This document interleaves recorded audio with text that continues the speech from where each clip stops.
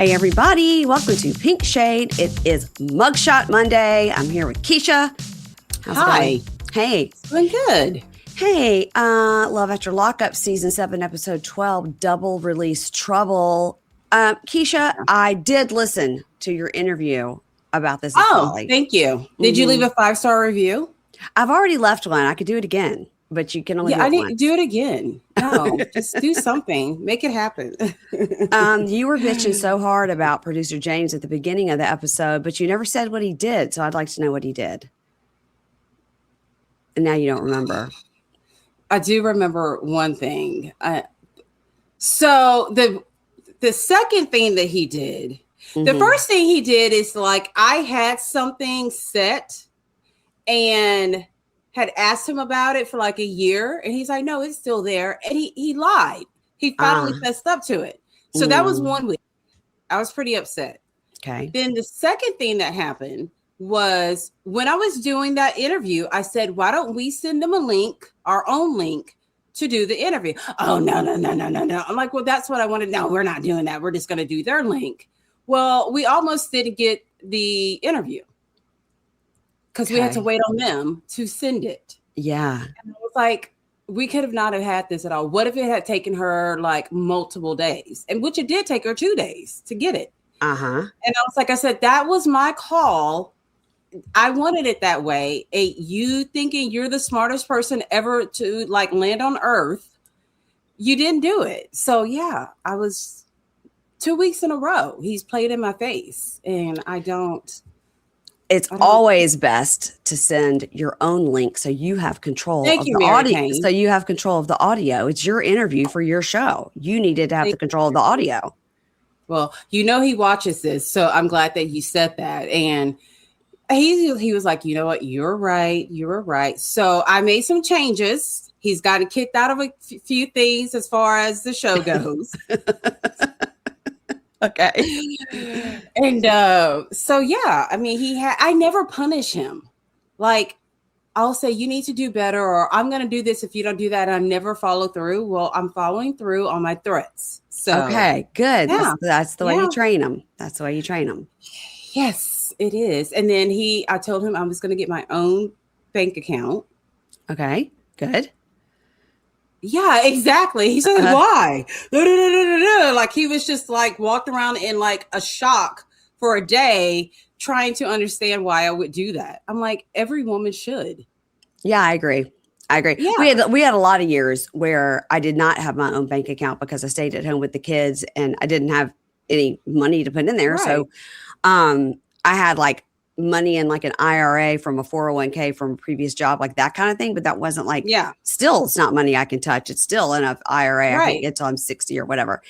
And yeah, that was hard. Because if I wanted to do anything that I didn't want him to know about, like buy him a birthday present or anything, exactly, he had to know about it. And it was rough. And finally, when I did get like a little job at the store that I worked at for 10 years, then I opened my own little account and put all my little tiny paychecks in there. Yeah. And then if I wanted to get, my nails done or my brows done or something, and I just don't want to hear his bullshit, I would just do it without having to go through him, which is nice. And I got to say, you make money on this show. Yeah. And I think, But I told him, I said, everything that I have told my daughter she should do, I'm not actually doing those things myself. Right. And I said, I need to stop that. And he's just, he walked around like a whipped dog for like 2 days about that. And he was like, so what about, our account? I'm like, well, I'm still going to use that too. Right. Our account is still our account, but I also have my account. Yes. He's like, that just doesn't make sense to me. It's like, well, you're just going to have to get used to it because it's happening, buddy. It is happening. So, okay, good for you. I'm proud of you. Thank you.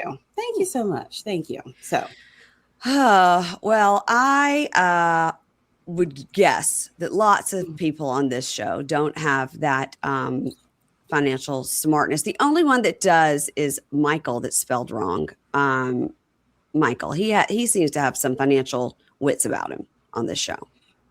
And I think it stops there because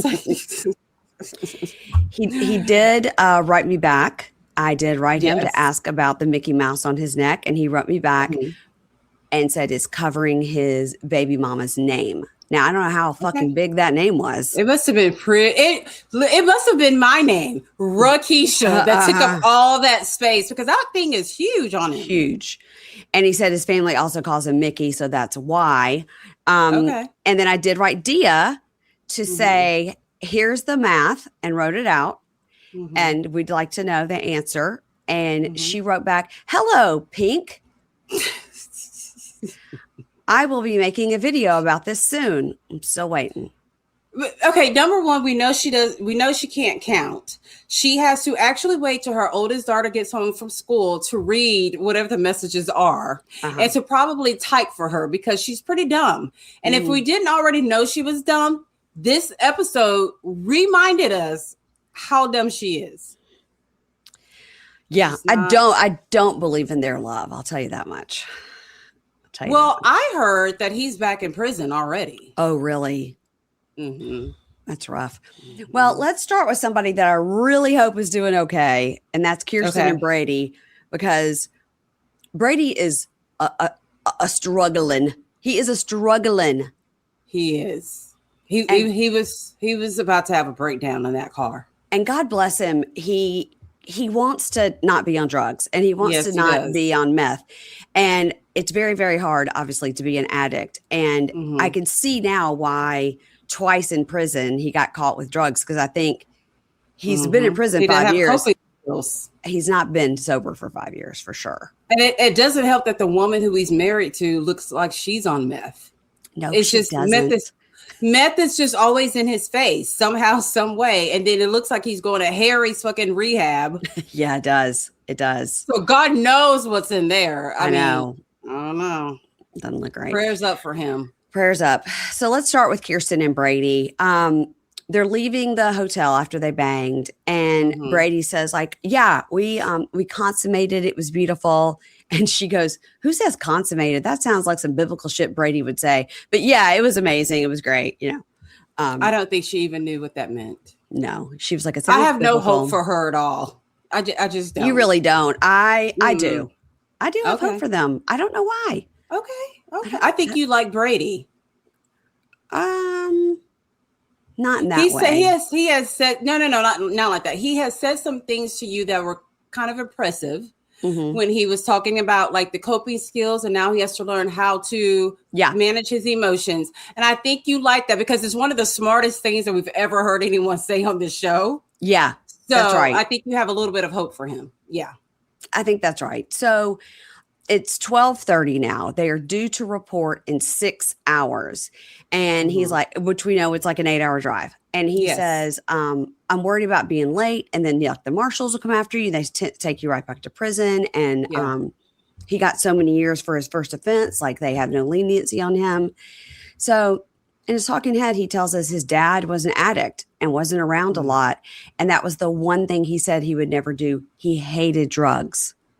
And then he said, turns out then I was one of those people because of the wisdom teeth work. Yeah, the dental work he got. That is awful. And he fucked it up single-handedly for all of us. Now when we go to the dentist, we cannot get the good stuff. No, you have to that Tylenol 3 doesn't do anything for us, and neither does Tramadol. You really got a bag. And he says, I became one of those people, and I'm hoping now I can make up for all the time I've lost. So his daughter's FaceTime, which is cute. And he's, when does volleyball season start? And he's talking and they all like, we love you. And they hang up. Yeah. And Keirsten tells him that Corey, and I had to rewind my brain to remember it's spelled Kore. Yes, it is. That her whole town looks like they spell things wrong. Yeah. Yeah. Sometimes when I go to put on actual makeup, I realize I have way too many products.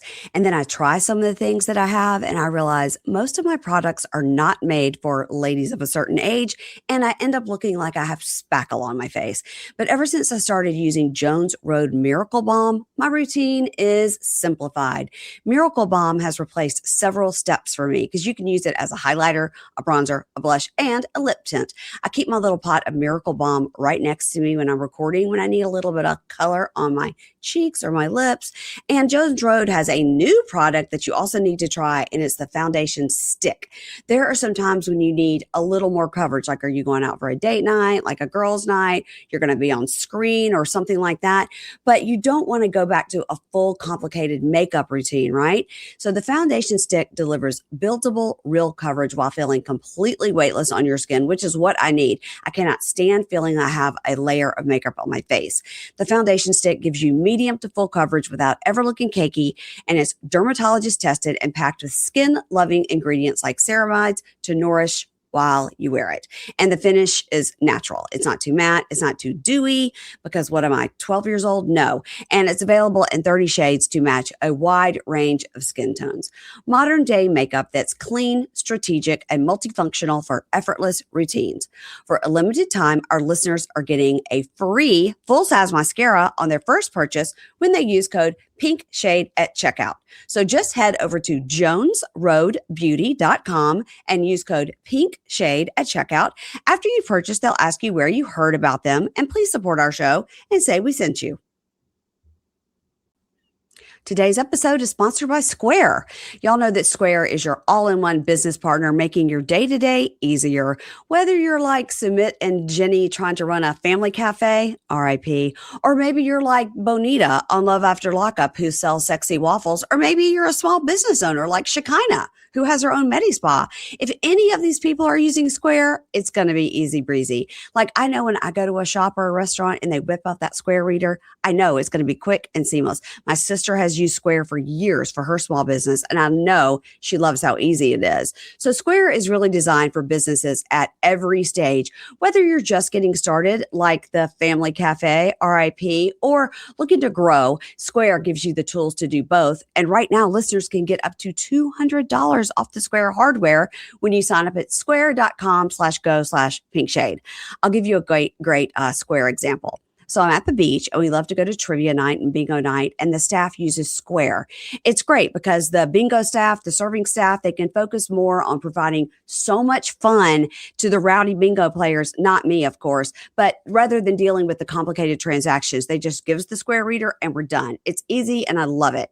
Square keeps up so you don't have to slow down. Get everything you need to run and grow your business without any long-term commitments. And why wait? Right now, you can get up to $200 off Square hardware at square.com/go/pinkshade. That's SQUARE.com/GO/pinkshade. Run your business smarter with Square. Get started today. Keirsten tells him, Corey said you didn't stay in touch with the girls very much and they were sad about that. And he said, yeah, it's been hard. They had to grow up with another dad for 5 years. And sometimes when you're in there, you just want to do your time and block out the world and don't even want to know what's going on the outside because it makes it worse. And I can kind of understand that. I could understand that if he were, I don't know, not married while he was in prison. Right. He got a whole nother connection, got engaged, had visits with this woman, talks to her daily, and got married, but still neglected his kids. He could have called the kids once a week. He could have called the kids. Mm-hmm. Yeah. But he didn't. So in the Talking Head, he says, I learned a lot in prison on how to deal with my emotions. But the addiction is something I'm still going to struggle with every day. Yeah. And he does say, he said, and the worst thing is it comes for you worse when you're the most comfortable, Okay. Which there's all these things in the recovery community that are like, it's a like basically a sleeping tiger, and it's always asleep. And right when you get comfortable, that's when it pounces on you because it knows you're comfortable, right? Because you don't have your guard up. So when you don't have your guard up is when it's going to get you. That's how I feel about food. Yeah. Food addiction. Like seriously, I have a food addiction and I can totally relate to that. I'm like, right when you're doing good, it's like, oh, McDonald's, you can get 3 burgers for $1 and there you go running, because it's your comfort zone. You know? Because your brain tricks you. Right. Yeah, it does. So in the car, of course, he's getting very stressed out about being late. Yeah. And she's like, they let you out late. So just call them. Just call them. So he's calling and no one's answering, and he has to pull over to throw up because his anxiety just gets the best of him. And he just throws up. As a professional throw-upper, I totally felt him in this moment. But I'm a professional. I would not have had. I don't need you to pull over for me so I can put my head out. I can do it right there. Keep it clean. No one ever knew that I did it. Oh, gross, Keisha. That's how good I am. So sorry. That is how good I am with the throwing up. Yes. I need to teach him. He says it's anxiety. So you have to think that maybe some of this meth stuff was self-medication for anxiety or other maybe unresolved mental health issues he had. Because that's pretty severe to get so worked up that you have to throw up. You know, and I still think that he was using while he was in prison. I do too. He got caught with it twice. Yeah. So yeah, I'm saying he hasn't been sober for 5 years. His cellmate. Yeah, no, there's no way. So he says in prison he started taking Suboxone, which is the medication that you take for keeps you from having cravings for opioids. And he says, you know, anybody that has been an addict knows it takes just one slip. And yes, he knows he'll be tempted. I will tell you, when my husband got out of rehab, he was in rehab for 3 months. When he got out, he got a Suboxone shot in his ass once a month. Whenever you bring that up, isn't that crazy? I just feel like we're talking about a different man. Like, I just almost want to say, stop lying, Mary Payne. Like, I know. He was not an alcoholic. I mean, to me, he's Dave with the good thighs and the nice smile. Yeah. You know what I mean? And when you say these things, I'm like, she's such a fucking liar. Why is she making up? She's doing it for attention. Right. Like, it was such a fun time. Different. I'd like to relive it. Right. Yeah, he did, because he did a 3-month outpatient after he got out. He still went to outpatient, and he, you know, in addition to going to work and being at home and all that, and he got this shot in his ass once a month. And he, first of all, he said the shot itself hurt so bad. And this is a person who goes and gets epidurals and neck injections and never gets knocked out like I do. Like he has a very high pain tolerance. And he said this particular shot hurt so bad. And so it's interesting. It was very interesting to me that Brady was saying now it's just a little strip that you can put under your tongue, melt. So they've really like, and if we recall on 90 Day Fiance, the guy that was on with the really cute girl whose name is Citra, and she was from the Philippines. Citra, and his name was, anyway, he had like no, like either he had no lower teeth or he had like the weirdest jawline you've ever seen. She married him, and he had been like a meth addict, and they're doing diaries right now. And he said he did have a relapse and all this, but he had gotten in trouble right before they got married because he had Suboxone in his car that was not a prescription for him. So you can abuse Suboxone. You can abuse it. Yeah. Now, I told James, I said, I think Mary Payne's trying to get Dave to come to the meet and greet. And he's like, oh, great. I said, but Dave does not drink. He goes, oh. That's not, I don't think that's the reason he doesn't want to come. I think it would just be like a lot for him. He has to come. He hates New York so bad. We'll only be there for a few days. No, he would be there for 1 day. He would be like, well, that's fine. Come for at least come to the meet and greet. He does not want to come. He does not. Send me his phone number. No. So let's see. Okay. So he says he knows as an addict, it takes just one slip. It just takes one little thing. And he knows he's going to be tempted. Like he knows this is going to be a problem, but he does say he takes the Suboxone. I don't know if the thing under the tongue is something you do every day or what. I think the shot, to me, a shot is a better idea. It's somebody administers to you, because then you don't have to think about it, you know? Yeah. You don't have to self-regulate. It's regulated for you. But and what did they give him, like enough to like last him through rehab, or like was that his last one? Does he have a prescription for it or what? For Brady, you mean? Yeah. Yeah. It's like when he gets to the halfway house, do they know he needs to have the prescription? Yeah. So he's like, okay, well, we have the timestamps of when I tried to call, and then a semi flips on the road, which of course is going to happen. Yes. You may come across an accident. So he's like, but I've got the traffic report that this happened, whatever. We can prove all this happened. But they're still 3 hours late. So even that's really late. Even if they didn't stop and bang, they still would have been late. They still would have been late. Yeah. But I mean, he was smart and he kept the catalog of everything that was going on, why did they not answer the phone? That worries me that these people don't even answer the phone. I know. I would have started trying other numbers, be like, who else can I call? I need them to know. Because he doesn't have a PO yet. Right. Because he hasn't met with one. So he doesn't know anybody to call. That's not a good sign about this rehab, that there's no one at the front desk to answer the phone. So they get there. He hugs her and kisses her with his puke breath, I guess. And then they hug, and then he gets out and runs towards the place. And she says, I just got him back, and now I have to give him up. And of course, I'm worried about his addiction, but with the Suboxone, I hope it's going to be enough. And in the talking head, she's like, oh my God, this place seems sketchy, Yeah, and he seemed sketchy running into there at nighttime with just the clothes on his back. Like the shirt on his back. Like he had nothing else, no underwear, no deodorant. He had nothing. I wonder if she was like, you just go ahead and go in and check in and I'll bring your bag and tell them to give it to you. You know what I mean? Like you just go. I hope so. Yeah. That's scary. All right, let's move on to Dum Dums number 2, Dia and Cyrus. Oh God. Somebody did write me that knew about this town and was like, you have to want to live there. Like it is in the middle of fucking nowhere. Oh, boy. Okay. Yeah. So her mom, whose name is Liz, is talking to Dia and Millie, the 18-year-old daughter, about the situation with Cyrus coming home. And then it seems like Dia's like, okay, the younger kids have to go to bed. And they're in like a converted garage. No, it was a straight up tool shop. It was a garage. I don't know if her parents live in the main house. Yeah. And this is like the garage. But I'm like, you have more important things you need to be thinking about. Like, I don't know, actual walls for your children's bedroom. Yeah. And it looked like all the kids were in one room. It does. It looked like there was a crib in there.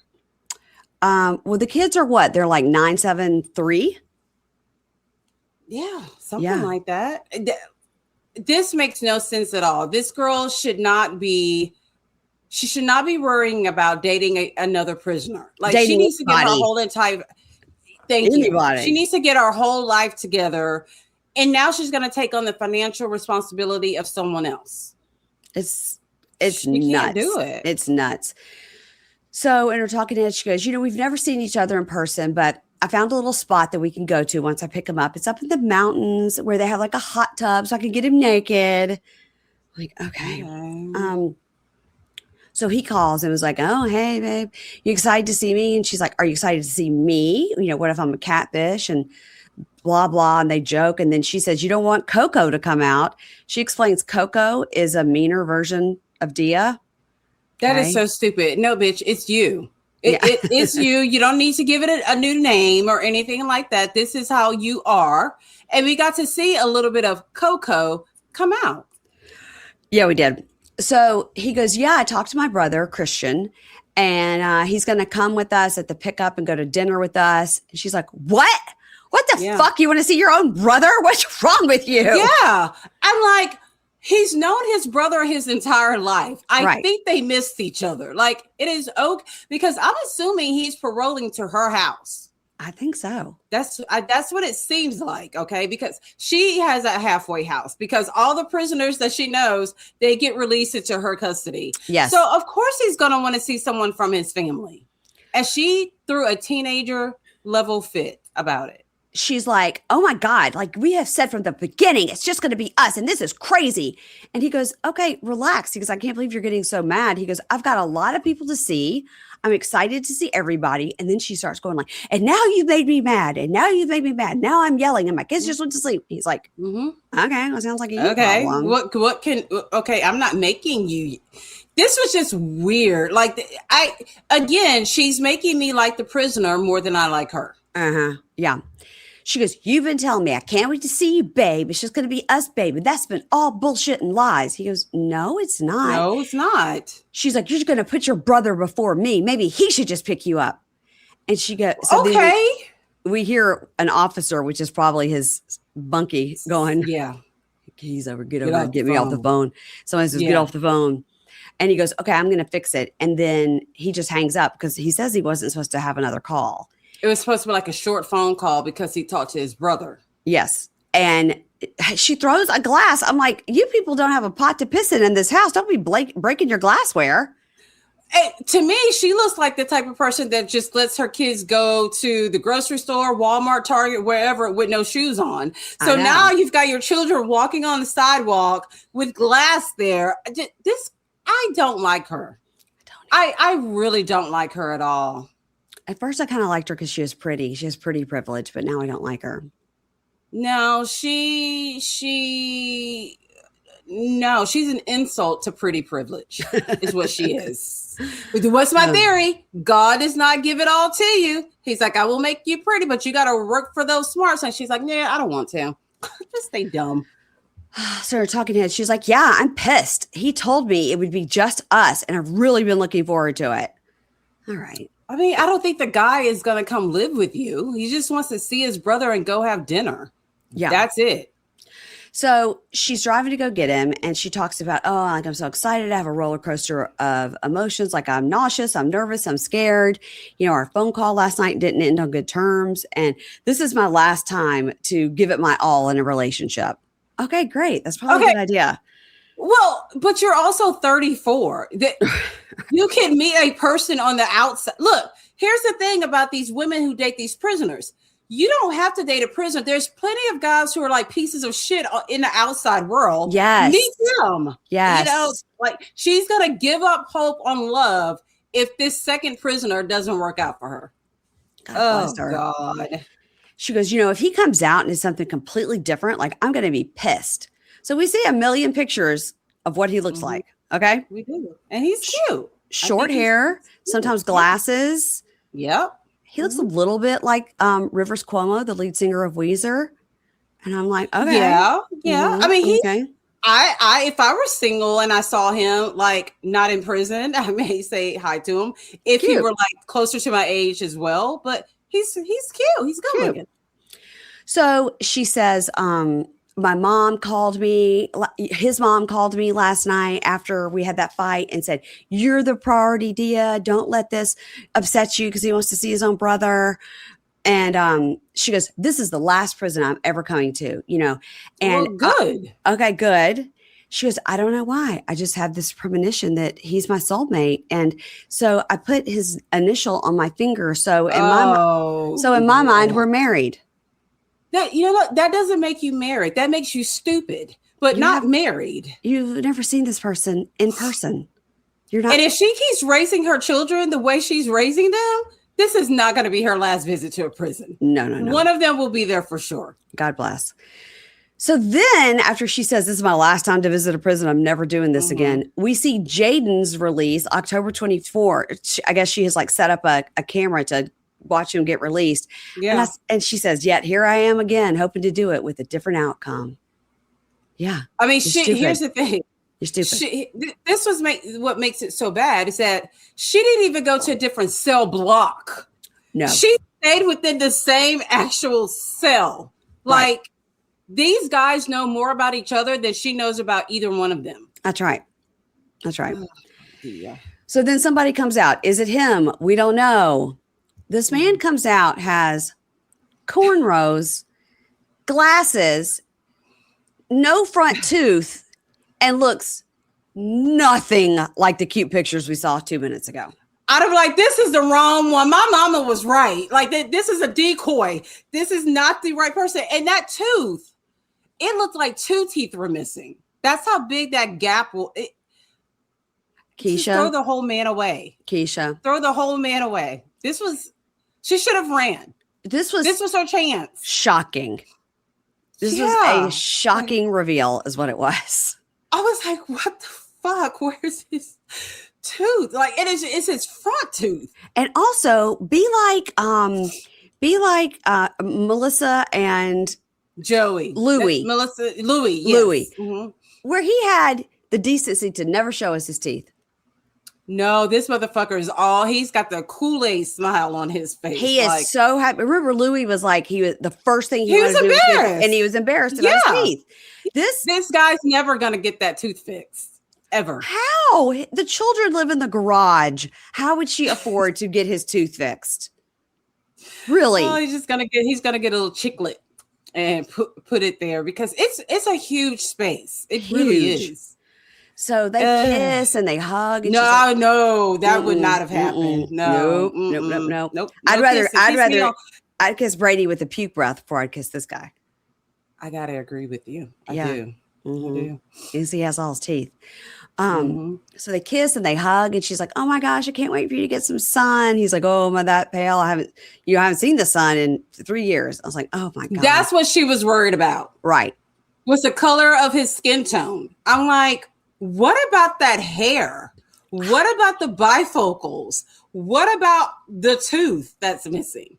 I'm sorry, I'm not picking you up for prison and you tell me you lost a front tooth. I'm like, nope. Keisha, what do you think about the hair? What do you think about a white man with cornrows?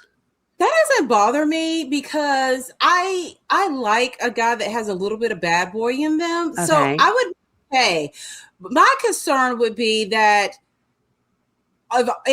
were there no black people in the prison? Because a black person didn't do those cornrows. Because they looked very stretched out, not tight. Yeah, it was not tight. I'm like, I don't know who did this, but they did not do it right. I would be okay with the cornrows. It's that motherfucking tooth that's missing that would have me all the way fucked up. I couldn't do it. In her talking heads, she's like, "Yeah, he's hot. Yeah, he is. He told me he was missing a tooth, so that wasn't a shocker. I just can't wait to get him out of these clothes." I'm going to tell you something, Love After Lockup production. Yeah. You do a lot of stuff that doesn't make sense, like the numbering of the episodes, or things aren't no continuity, or people are just fully acting. Yeah. But this was a good gotcha. It was. I tell you what, if a man tells me he's 5'11" and missing a front tooth, I'm declining all phone calls. And she knows. She knew. And she has a low self-esteem. And it's too bad because she is pretty. So in Talking Head, he says, "I've been locked up for 6 years on a DF1, which means you got a weapon and a large amount of dope." Don't forget the auto theft. That was on there too. Yeah. And before prison, I did everything I could to get money. I didn't care. I was addicted to crack, and I was an all-around piece of shit. And when I was younger, I had dreams. I wanted to be a marine biologist, but then I got caught up in the street, and I thought it was cool to go to prison. And I caught my first sentence at age 18, and quickly realized wasn't so great. Right. And with Dia, I guess it was love at first sight, even though I've never seen her. I just love her to the moon and back. It's just hard to describe the way I feel about her. And, the only thing I worry about is the whole relationship has been over the phone.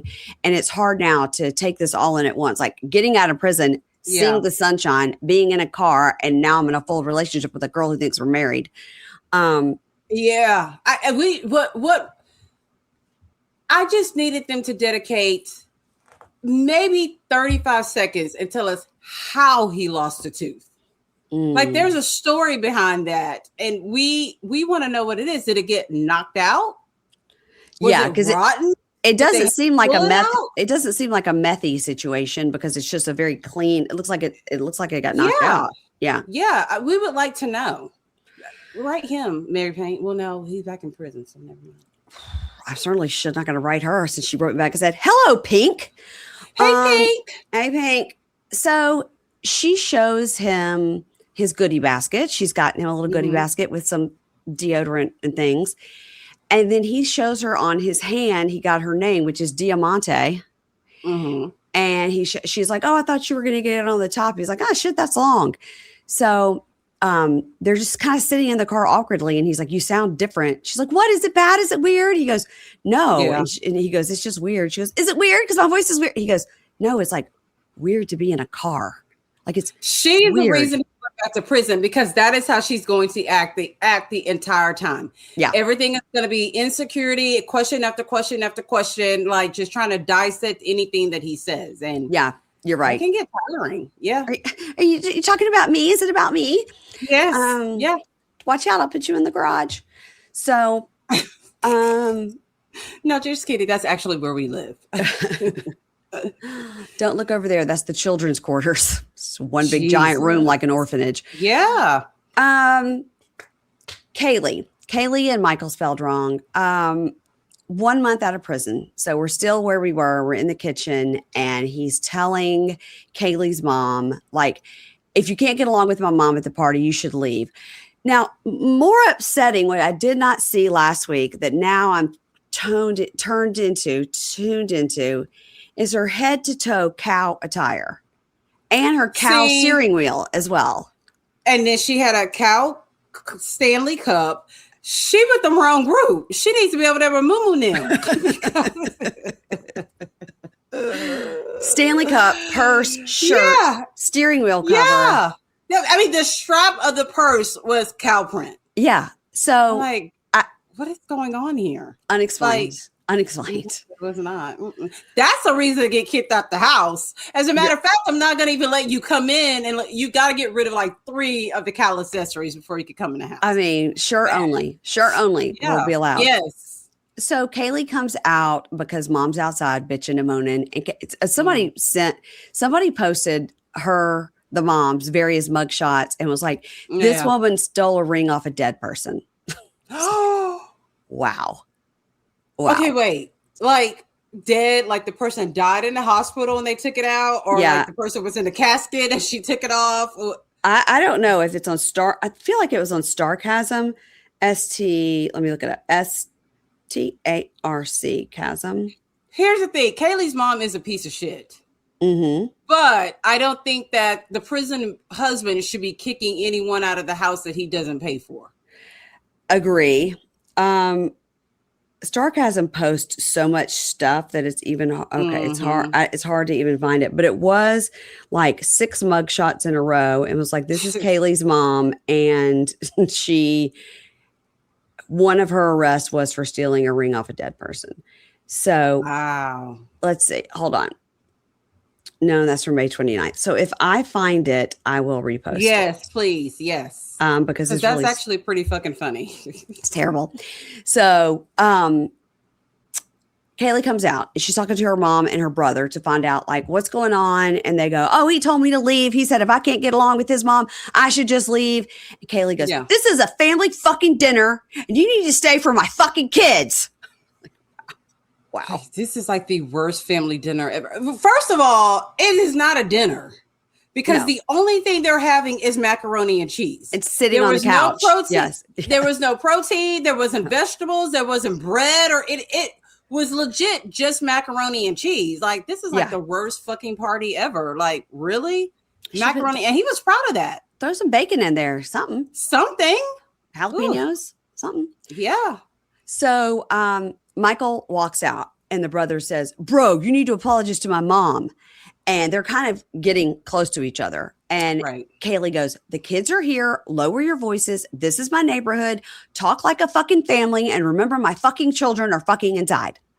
So she's like, back away from each other because God knows this man doesn't need to be in any more trouble. So no, the mom win that fight though. I don't know. The brother's got height and size over Mikey, but Michael is a professional physical trainer and is very ripped. Yeah, and the brother looks like he is very glad that they're only having macaroni and cheese because that's like his diet. Carbs only. So they leave. The mom and the brother leave. And Kayleigh goes, are you happy now? And he goes, no, I'm not happy, but I didn't escalate this. I said, mom and her cow steering wheel. Ooh, the cowmobile drives off. I hope she saw that scene and says, maybe there's a few things I need to rethink. Yeah, maybe I could throw in some red accents or something to break up the black and white. It was a lot. So then his mom, whose name is Angel, arrives. And we thought Kayleigh's mom's outfit was bad until this was horrible. Nutbag arrived. Yeah. First of all, we've never seen her look at anything other than like she's a member of the garden club. And now all of a sudden she looks like she's working a pole. She looks crazy. But she thinks she is hot shit. She's like, yeah. Last season, I didn't do enough. I didn't really show you guys what I got, but you're all going to see it today in this spaghetti strap, motorcycle gang looking top, and like but it short said Daisy Dukes. It said like misbehaving on it, like misbehaving on it. Oh, yeah. God. So the moms are both super cheesy. And the pigtails and the cut off shorts and anyway, so he explains like what happened, and she said she couldn't get along with you, so I told her to leave. She's like, good, great, let's eat, let's go. Did you notice Kayleigh? First of all, her outfit, she has a tank top tucked into leggings and is in socks outside. And I knew the socks were going to make you upset. No, you know what? That's at the bottom of the list of things that upset me about Kayleigh. Okay. I Kayleigh bugs me. She really, really, really does. The hair, the makeup application, those eyebrows. And I hate to harp on this again. I would never have gotten on television and said that I got a full body makeover. And that's how I looked. Yeah. I would have kept that close to the chest. Yeah. And she's a thief. Yeah. She's a fucking thief. She stole from her husband. So they're sitting around eating the mac and cheese. And he says, you know, I have 1 year left in the halfway house.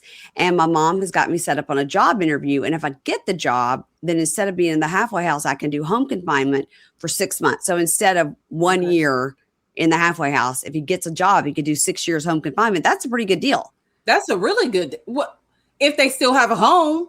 Because Kayleigh just keeps spending the money left and right. So I don't know if they're going to last. All he needs to do is take control and sole ownership of his credit cards, pay them off, and just let her deal with her own mess and just have everything separate. I would be pretty pissed off that she did that. Well, me too. But then again, he's hiding money too. So yeah. That's true. So he says he's, in addition to the job interview he's going on, he's going to go to college to get classes set up and get his credits transferred because he got his associate's degree, which is a 2-year degree while in prison. And he wants to get to transfer the credits so he can get his bachelor's, which is great. He's got a good plan. You got a good plan. Yeah. We're not used to that on the show. Nope. So they're eating, goes, okay, it's 4:30. We got to go to the halfway house. And she's like, okay, let me grab the bank statement so you can look at them. So they're driving and they're heading back to the halfway house. And she goes, today was a lot. It was the first day you were like out doing like home life and experiencing that. And I got to say, you were a little too aggressive. Oh, shit. And he goes, all my credit cards were declined today. And she goes, my mom was kicked out of my house today. And okay, says, that doesn't make what you did. No, you fucked up here, Kayleigh. Like that's a lot. That was a lot that she did with the credit card. It's a lot. She should have told him before pulling out the card that she knew was going to get declined. He says, you chose to run up my credit cards. And she goes, you chose to have a family dinner and then tell my family to leave. And she goes, no, they voluntarily left. So you're not going to do that. It was just sure. He gets out of the car and yet another man runs into a halfway house.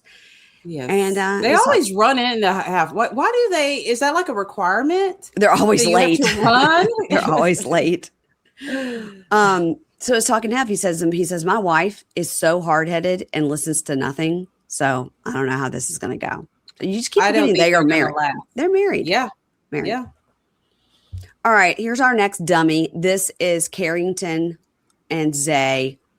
Why are they even on the show? I don't know. Let's recall that s7e is in prison for 7.5 years for robbery and aggravated assault.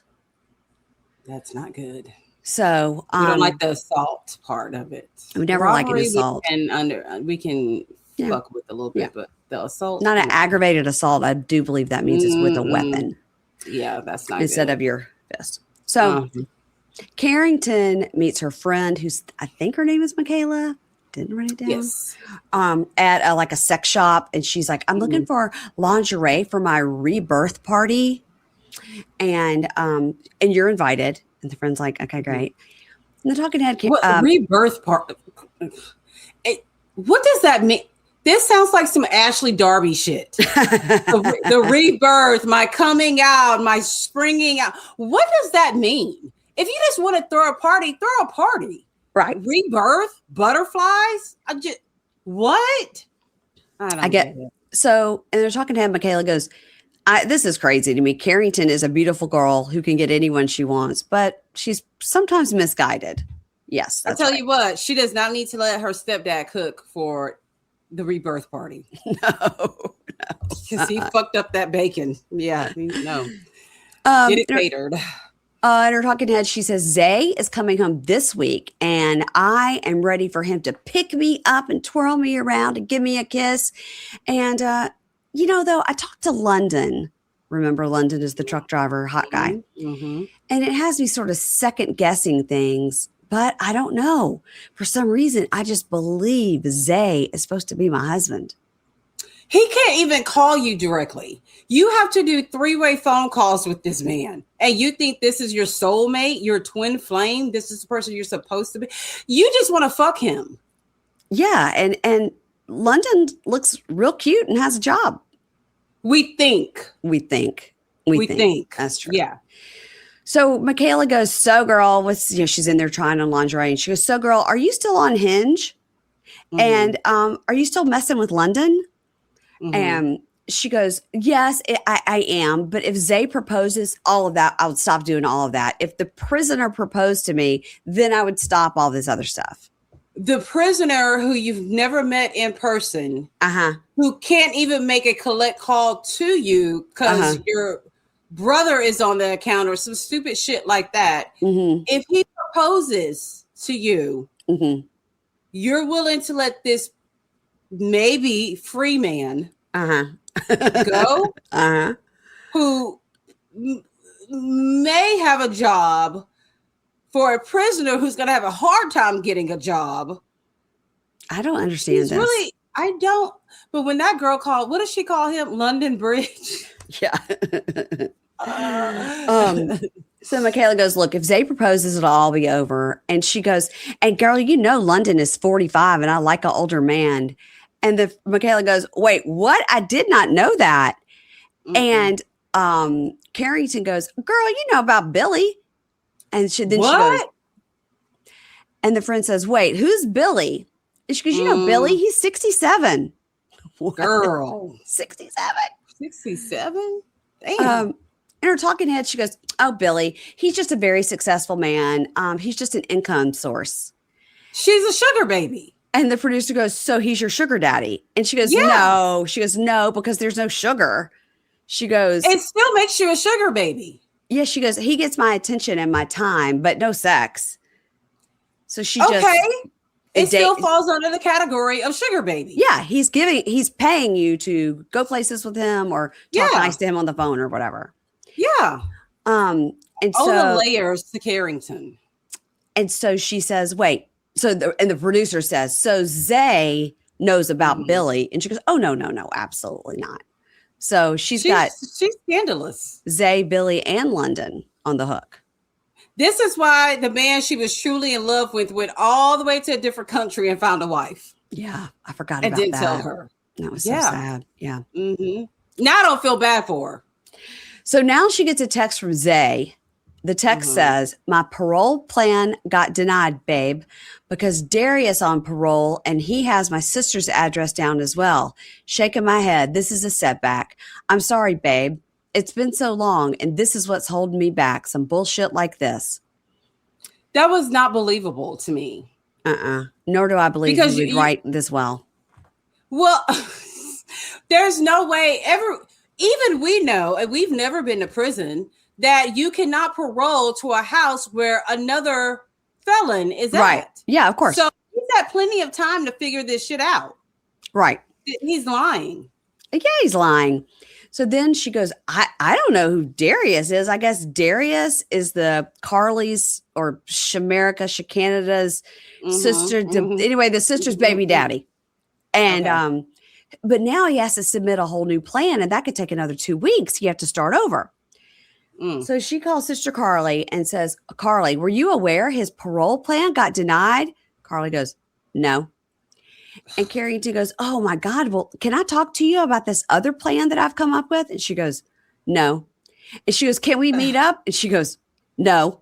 And hangs up. She's so mean to her. Like, it's unnecessarily mean. Like, she just, I'm like, what exactly is it that makes her just not like her? I don't know. Other than she's fucking dumb and annoying. Well, never mind. I just answered my own question. She's dumb and annoying. Yeah.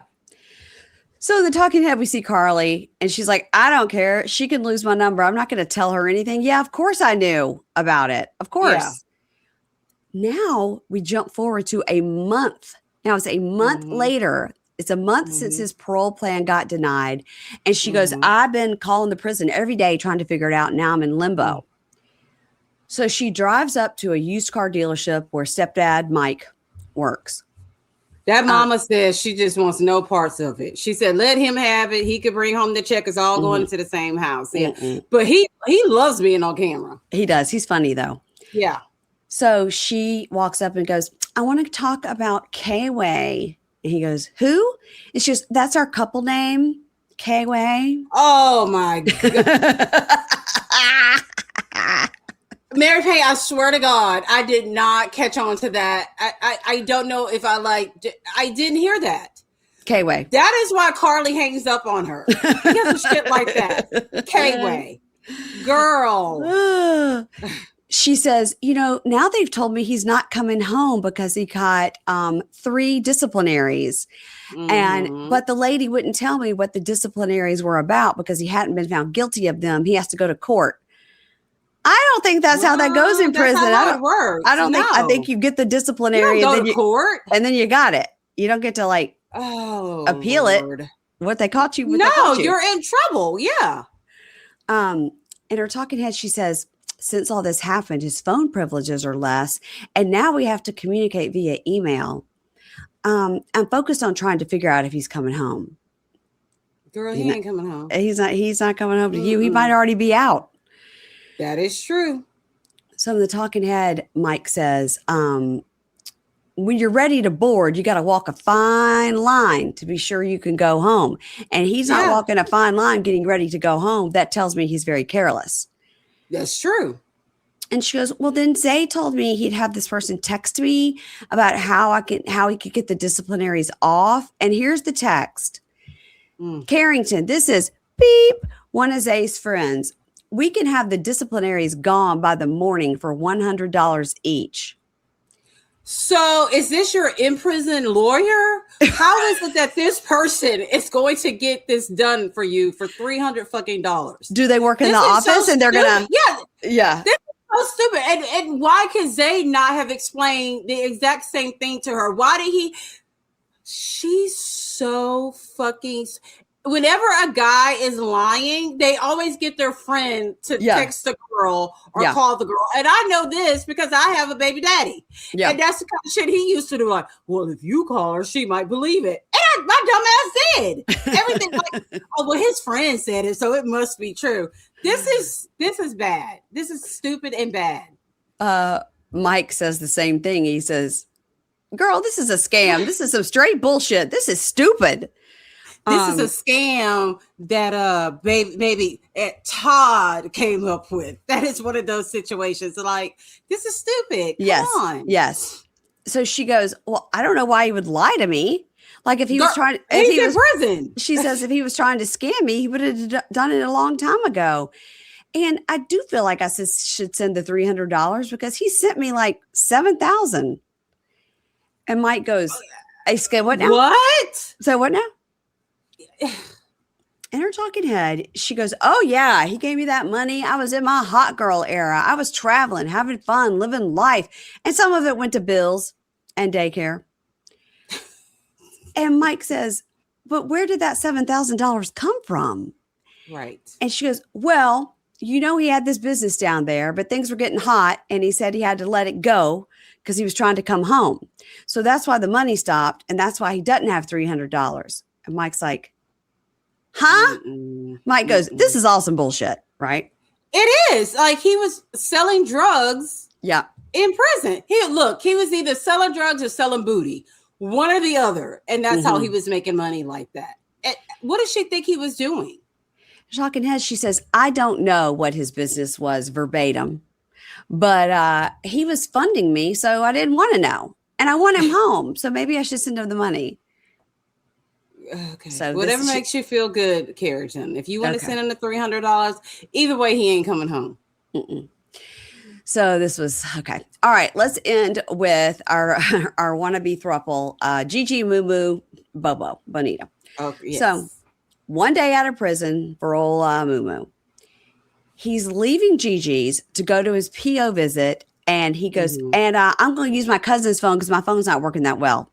Suddenly, it's not working. You've only had the phone 24 hours. Like, what's wrong with it? And she goes, I don't want you to leave. And he says, I don't want to leave either. And then they talk about, he says, I don't kiss and tell. But then basically he says she's a squirter. Yeah, he really did. He really did. And then her talking head, she says, our night was amazing. And I'm hoping after a while that minute quick sex is going to be over, because that just makes me angry. Girl, I've been married 12 years and I've still saying the same shit. Yeah, well, I'll be glad when this minute stuff is over with. Can you go for 2? Just kidding, James. Go for 2. So he says, okay, sorry, my sister's texting me and my dinging, and I got shiny object squirrel. Okay. Right. So he says, he's telling her, my cousin Tyrell's going to pick me up and take me to the PO. And then he tells us, and then he's going to get released all over again. He walks out of the house, taking his garbage bag and his box of his nice shoes. Does she not wonder why he's carrying that garbage bag? She's like, I could get you a duffel bag. Like, I got one in the closet. What are we doing? If a man walks out the house carrying all his shit, that means he's not coming back. Exactly. That was weird. So, yes. And maybe he waited till she went upstairs and he grabbed it. I don't know. I hope. And he goes, I'm trying to win an Oscar. Which, by the way, 4 times I had to rewind that. I did not understand what he said. Okay, I think he should aim for like a Razzie Award, not an Oscar. No. He says, I'm trying to win an Oscar and make sure all the T's are crossed and all the I's are dotted. Like, I'm trying to make sure I do this right. Mary Payne, I was actually quite impressed with him, because I fully expected him to say, I've got to make sure all the T's are dotted and all the I's are crossed, because that's just how fucking dumb he is. Keisha, this is why we share a brain, because I thought the exact same thing. I listened when I had to rewind again about the Oscar. I made sure he said it right. So he calls his mom and he's like, hey, and she goes, look, I'm on the way to take the car to Bonita. And he explains that her car broke down. She needs transportation. And he's like, I'm in charge of getting her to the car. I'm dictating this show. Okay. Right. So his cousin Tyrell picks him up, who looks like he lives in his car. And yeah, he kind of does. He looks like he needed the $100 Walmart gift card. Yes. Whatever they were offering, fill his tank up. He was taking it. So Bonita calls his mom, Nikita, to say, when are you bringing the car so I can go get Mond? Yes. Mond. Now he's got another nickname. Nobody just calls him Demond. So nope. Bonita says it's going to be around 2. It's been around 2. And then Charles, Nikita's husband's like, yeah, I'm at a doctor's appointment and it's taking longer, but then I'm going to bring you the car. And Bonita goes, I hope he's at an eye doctor so he can get those lenses replaced so he can stop walking around with those fucking frames on. And he's like, I'm doing my best. And then Bonita goes, but he's getting released between 12 and 1. So he's just going to be standing outside. Yeah. But talking head, Bonita goes, I could just use a lift, but then how would that look? I'm driving up to pick up my man at prison in a lift. I'm like, well, it would look like you were on time, because his other woman wasn't. So now it's 2 p.m. and she's like, oh my God, like, where are they? Where are they? Yeah. I think something is fishy. I think something's fishy. I'm just going to catch a lift and they could just meet me over there with the car because something's going on. Yep. So she calls and is like, where are you? And they go, oh, we're 20 minutes away. She hangs up. She's like, am I getting punked? Like, what is going on? It's because it's not adding up at all. It's not making any sense. Because what mom would be okay with her son being picked up from prison late? Yeah. And why wouldn't she just go, I'm going to go get him. We're already in the car. We'll just go get him. Exactly. Yes. So she cries in the bathroom because she's frustrated, which I thought, okay, this might be an actual real moment here. You know, I think it was because, I felt that it was. So she says, things aren't going like I'm planned. Like, if they're not here, I am going to get a lift. So in the talking head, Moo Moo says, all right, I talked to my PO and my PO says I have no curfew, no stipulations, but I got to get over there to get ready to get re-released because, Bonita, she's like a detective. And she's already in investigative mode already. Yeah. So he calls his mom and is like, okay, you taking the car to Bonita. What does she think? And mom was like, she doesn't know anything. And I want to tell you something. Bonita should be pretty fucking pissed at this mom for being a part of this. Okay, so James asked me, he goes, Keisha, would you help Scholar do some shit like that? I'm like, my stupid ass would. It's like, yes, I would. She would get cussed out at the end of it. Like, don't put me in this kind of shit anymore. But I would do it for my kid. Yeah. You would do it for, we know you would do it too, Mary Payne. I don't know. So Charles and Nikita arrived with the car. It's a blue Lexus. I was like, damn. Yeah. Where did they get this car from? And Bonita is so polite. She's like, how are y'all doing? It's great to see you. And she goes, we're a little late, but that's okay. I'm excited to go see him. And then we see Moo Moo's got two little sisters, Logan and Lacey, 13 and 9. And they're like, we don't want to be on this show. Moo Moo's 30. So I wonder if this is Charles and Nikita's I think it's children. Charles. Yeah. So mom goes, hey, don't worry if you're a little late because the time got pushed back to 3 to 5. Oh, shit.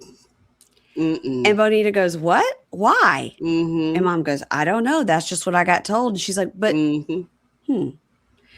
So Bonita says, it's a good thing we're late, but all right. So they're talking to him. Bonita goes, I don't know how his mom would know that when he's not allowed to call when you're getting released. And we've seen this before. So right before you get released, they can't call anybody. Yep. Nope, they cannot. Nope. And she goes, but I'm trying not to overthink it because I'm excited to go get him. But I don't know how his mom would have known that. So here we go. Here's another example why he's too stupid to do something like this. But we're going to have an even better example here in a second. So Moo Moo goes, oh God, like I'm now back at the scene of the crime. I'm going back to X marks the spot. I'm having deja vu from yesterday. He goes, I got the same pants, the same shirt, stupid hairdo. I got my paperwork. Oh my God. He looks down and he's got on his red fancy sneakers and he left his Department of Corrections shoes over at Gigi's. Because he's too stupid he cannot do this right. For him to pull this off, he would need Bonita's help. Yes. And unfortunately, he can't get her help. I mean, how do you fuck up on the shoes? He puts on his cousin's slides that he's got in the back of his car because he lives in his car. Yes, and my question is, he could have just left those shoes on and been like, Tyrell just drove up and brought me my shoes. And I thought, this is why we share a brain, like you just said, because that's what I would have said when my cousin came through and he brought me my shoes. But those shoes might have been in the storage unit. Oh, yeah. Yeah, but I thought the same as that thing you did too. So she drives up, she gets out of the car, but she didn't have her shoe on. She jumps on him and she's like, with these shoes on, he's like, I don't like this because she's so much bigger than him. He's a tiny little guy. He's both of the girls are bigger than he is. Like he's petite. He's another Derek. But he's taller than Gigi. Was he? Yeah. I couldn't tell because he was hiding behind her the whole entire time, hiding from Ramadan. So he's a little fella for sure. First thing she says to him, I got some liquor. You want a shot? I'm like, wow. Oh, yeah. Mm-hmm. She knows her man. They're in the car. He looks at her fake engagement ring and she's like, okay, don't look. Oh, what do you mean? She's like, don't look at it too close. Don't look too hard. He's like, God, I'm so happy to see you. So in his talking head, he says, I know I got my hands full And I don't have a favorite between Gigi and Bonita, but I'm ready to go one more night and then I can decide. That's so gross. It's so gross. So basically he's saying whoever fucks me the best is going to be my favorite. So he says to Bonita, he goes, what about Dior? Does she know I'm coming? And he's like, yeah. Obviously, they've made the signs. Welcome home, Daddy. Right. Yeah. Because I want to surprise her. And then Bonita says, now, how did your mom know you were going to be coming out late? And he goes, oh, something. He mumbled something about how he had a little Android phone that he flushed. That he flushed. Yeah. Okay. All right. So over at Gigi's, she's like, he's been gone for a few hours. So he should be here, like in a few minutes. Like he's been gone. So then she calls Tyrell. Now she's smiling the whole time. So this is either fake or I don't know what. But she calls Tyrell. I think she's kind of nervous. Because she's having to call his cousin to check up on his whereabouts. Yeah. She calls Tyrell and goes, are you at Demond? And he goes, no. And she goes, well, do you know? Oh, and Tyrell just hangs up. Tyrell's like, I'm not smart enough. Like, Yeah.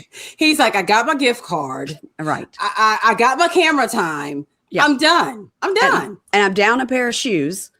So Yep. Yeah, he's done. Yeah. So she was like, I don't know why his phone is not on. Like, this is weird. And that's the end. Gosh. That's the end. Girls, come on. Next time on, Keirsten cries to Brady. So he's in the car with her. So I don't know if she's visiting him or it's like 3 months later and he's out of the halfway house. I just assume she left her hotel before she left to go back home and stop by to see him. But I don't know if he can leave and go in the car with her. So one day in, Yeah. So she cries to him and says, I'm just overwhelmed and I need help. And he goes, you knew what you were marrying. So I don't ever love that. I don't ever love that. Yeah. A friend there's a friend who has a face tattoo who's talking to Karrington and says, these men are in prison. They will make it sound like a freaking fairy tale. He's in prison. And she's like, that's what they did. I don't know what you think. Dia cries about having to leave Cyrus somewhere. So I don't know. She took him to his halfway house, probably. Okay. All right. Moo Moo says, if Gigi found out I was over here with Bonita, oh my God. And then we see the doorbell ring, but it's going to be like, it's not. It's his mom. Yeah. Or it could be Gigi's mom on a fucking horse again. It could be. Caught you, motherfucker. Yeah. She's like, you never know with her. Street patrol. Yep. Micheal tells Kayleigh she should be in the fuck up Olympics. I mean, he's not wrong because she should be. And she throws a drink on him because that's what they do. And then more on Rich fighting with Felicia and the family about maybe not being divorced. Oh boy. Unclear. All Unclear. Right. And that's it, guys. That's your episode, Love After Lockup. And a couple of things. Tuesday night, if you're on Prime, Pink Shade Live will be Tuesday night. If you're on Prime, you'll get the link and join us. It'll be me and Keisha and Kimberly just chatting it up for about an hour. Also, our meetup, the link is in the show notes for our meetup in New York City with all of Amy Archer's listeners as well. It's going to be Monkeys and Backdoor Friends, Libra Loungers. We've got Date with Dateline people. It's going to be a big, big fun time in New York City, October 10th. More is going to be coming out about that. We just want you guys to go ahead and be able to get tickets, get merch, whatever you want to do beforehand. But we are going to. People have been buying tickets. Oh, yeah. I know people have been like, hey, I got my tickets and what are you going to wear? And I'm like, I don't know. I'm trying to be half naked and warm out at the same time. I don't know what I'm wearing yet, but I'm in disbelief. Yeah, we're about halfway there with the amount of tickets we can sell. And they've only been on sale for 2 weeks. And we're about halfway there because there's a certain amount because the space is not that huge that we could sell hundreds of tickets. So, I mean, I told James, like, you got to buy your ticket. He's like, I got to buy a ticket. I said, yeah, you got to buy a fucking ticket. No, he doesn't have to buy a ticket. Well, he already did. Oh, damn it. Okay. He's going to be working the door. We're going to need him. Girl, the closer we get, the more I think he really might need to work security or work the door. Yeah. He's good. We're going to get him a black t-shirt that says security. Says security. Yeah. And y'all be afraid because he's a big man and he doesn't know how to wrestle. So he only going to be working for one person.